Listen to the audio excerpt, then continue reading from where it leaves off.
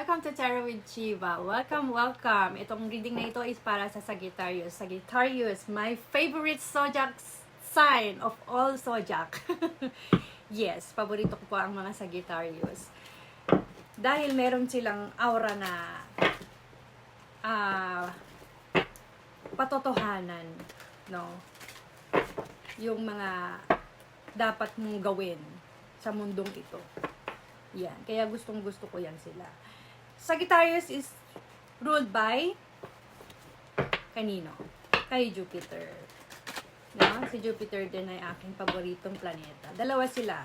Si Jupiter at saka si Saturn. Yes po. So Sagittarius, this is your weekly reading. Only text will resonate with you and leave what doesn't. Kung hindi naman makaresonate, tignan mo ang iyong rising sign na naka-upload na rin po. Punta lang kayo sa aking profile. Follow at hanapin po ang inyong rising sign na reading. Okay, so ingat po kayo sa mga scammers, no? Hindi po ako unang magme-message sa inyo para bigyan o alokin kayo ng private reading. Maging mausisa po, maging ano pa ba? Maging, yun na, mausisa sa mga nakakausap nyo sa internet, lalo na sa panahon ngayon, no? Sayang naman po kasi ang inyong pera kung maluloko lang kayo ng iba na hindi naman po totoo na sila. Okay? With all that being said, this is Sun, Moon, Rising as well as Venus placement. This reading is for Sagittarius. Sagittarius babies. For Sagittarius. Woo! Sagittarius, please. For Sagittarius, please. Thank you.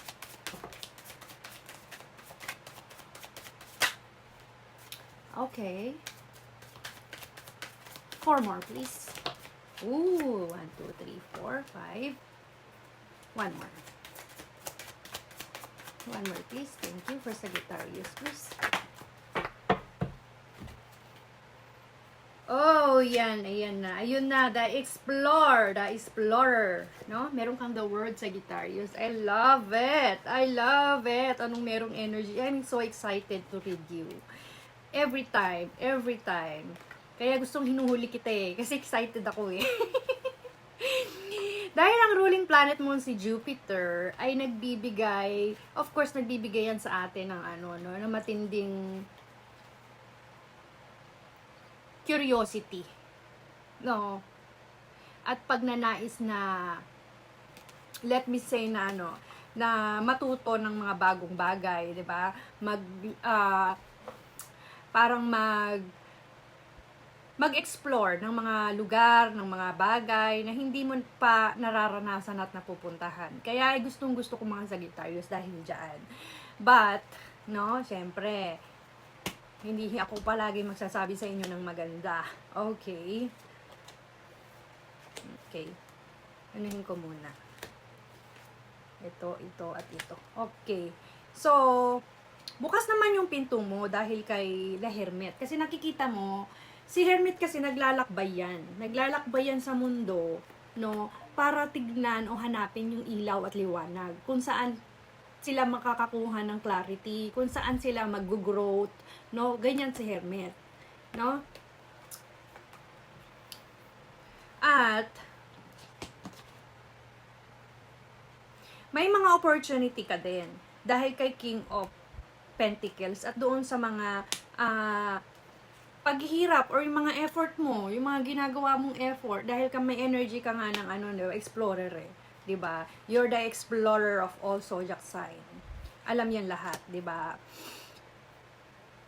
Maaaring makatanggap ka ng balita tungkol sa isang parang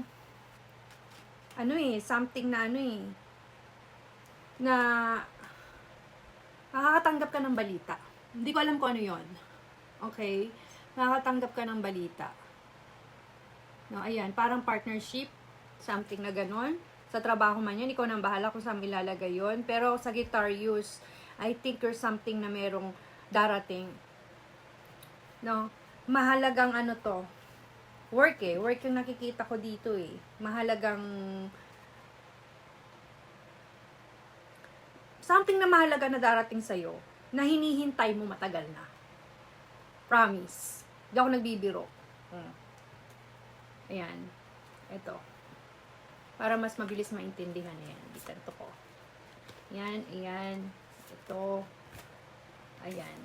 Ayan. Okay, tignan mo mabuti ha. The world. Ayan. No. May something na darating sa'yo na matagal mo nang hinihintay. I think nakakaramdam ka na ng ng pagod, no? Ng pagod o pagkabagot doon sa hinihintay mo. Bagot yarn. No, kailangan mo ng pahinga daw. Dahil, kailangan mo ng balance at pahinga. So, ayusin mo yung iyong routine, gamitin mo yung iyong energy, mga plano mo para sa mga gusto mong gawin at mga hinihintay mo, no? Yan. Ito, kailangan mo. Di na kita bibigyan ng advice. Baka ma-overwhelm ka na sa basa mo. Dahil meron kang opportunity, as meron kang balita na darating na matagal mo nang hinihintay. Okay?